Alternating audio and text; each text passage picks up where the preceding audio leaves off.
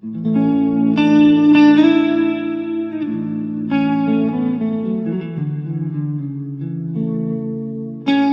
sun burned high over the desert, baking the cracked earth.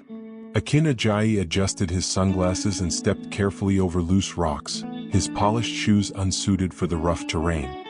His old university friend, James Thompson, walked beside him, eyes scanning the site ahead where archaeologists had unearthed skeletal remains.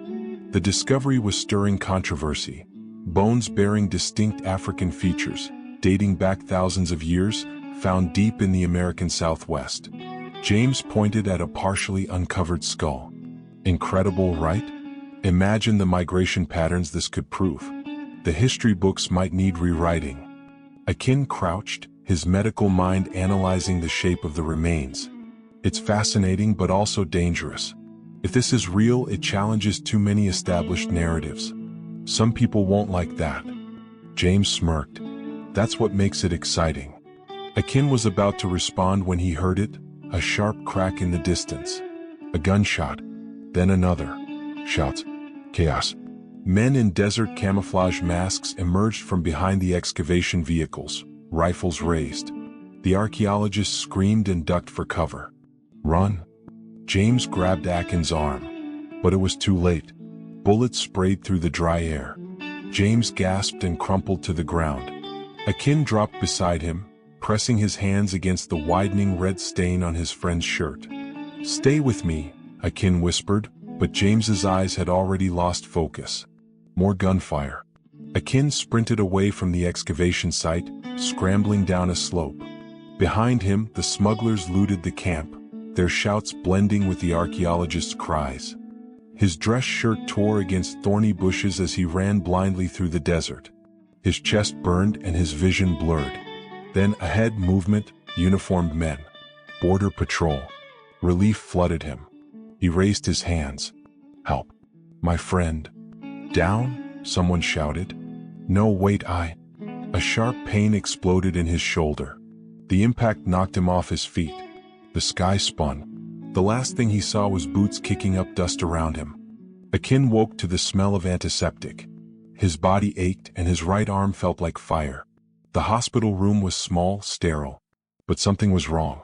His left wrist was cuffed to the bed rail. A woman entered wearing blue scrubs. Her dark hair was pulled back, her expression unreadable. You're awake. I'm Dr. Rodriguez. Can you tell me your name? Akin swallowed, his throat dry. Akin Ajayi. She made a note. Do you know where you are? A hospital. But why am I handcuffed? Dr. Rodriguez hesitated. Border Patrol brought you in. They found you near the Mexican border with no identification. They believe you're an illegal immigrant. Akin blinked. No, that's a mistake. My passport was in my jacket. It must have been lost when... She shook her head.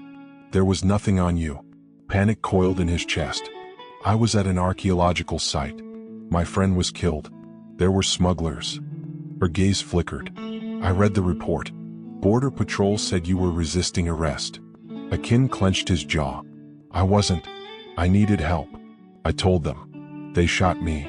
Dr. Rodriguez exhaled, then leaned in slightly. Look, I know how the system works. If you have someone who can vouch for you, now is the time to call them. Akin thought of the conference organizers, his colleagues. But without his phone, he had no numbers. I don't have anything. Then you're in trouble. Immigration wants to process your deportation. To where? Akin's voice sharpened. Mexico. His stomach dropped. I'm Nigerian. I've never been to Mexico. Doesn't matter. The paperwork's already moving. If we don't prove who you are soon, you're gone. Dr. Isabella Rodriguez paced her office. Something about Akin's case gnawed at her. She'd seen true border crossers before. Scared teenagers, desperate families, cartel runners with dead eyes. Akin wasn't one of them. His English was crisp, educated. His hands looked more accustomed to surgical gloves than hard labor. She grabbed her phone and dialed. Javi, I need a favor. Javier Rodriguez, her cousin, grumbled on the other end. Last time you needed a favor, I ended up hiding a witness in my apartment for 3 weeks. It's not like that. A guy came in with a gunshot wound. Border Patrol's treating him like an illegal. But something's off. He says he was at an archaeological dig. I need you to check. Javier sighed. Fine. Send me what you got. Akin's chain rattled as he sat in an interrogation room. A border patrol agent dropped a file onto the table. We checked with the Nigerian consulate. No record of a Dr. Akin Ajayi matching your description. That's impossible. Check again. Call my hospital in Lagos. Call the conference. The agent smirked. Relax, amigo. You'll get a free ride to Mexico soon. Start practicing your Spanish. Akin's fist clenched. I told you I'm not. The door burst open. Isabella strode in, a piece of paper in hand. Stop everything. The agent frowned. Who the hell? His doctor. And I have proof. She slapped the paper onto the table. News reports just came in. There was a shootout at the dig site. A man named James Thompson was killed. He was registered for a conference. So was Akin Ajayi. The agent scowled. Doesn't change his status. No ID, no papers. Javier entered next, tossing a passport onto the table. Found this at the site. Smugglers must have taken it and ditched it later. Full match. You're holding the wrong guy. The next hour's blurred. Legal calls. Verifications. A stay on the deportation order.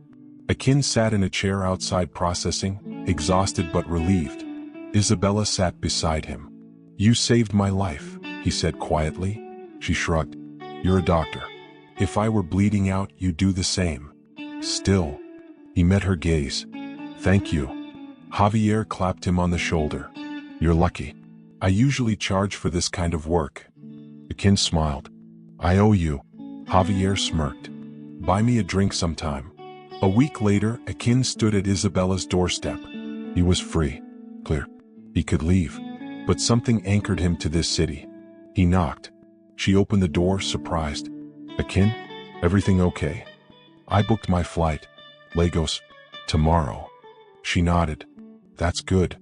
But before I go, would you have dinner with me? She hesitated, then smiled. Yeah, I think I'd like that. Months passed. The wedding was small in El Paso. Javier grumbled about wearing a suit but showed up anyway. The desert wind was warm, carrying echoes of what had happened, but also whispers of new beginnings. They left for Nigeria together. A new home. A new life. The scars on Akin's shoulder remained, but they no longer burned. They were just reminders of a story he had survived, and a love that had saved him.